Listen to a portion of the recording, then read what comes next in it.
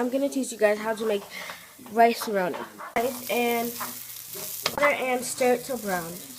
And seasonings. You choose whatever seasoning, well, we're going to put in the seasoning that came with it.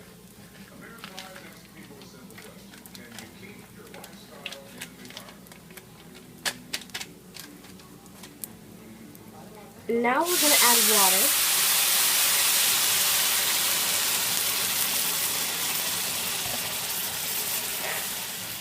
And the water may be a lot, but it's going to cook down so the rice roni will be good.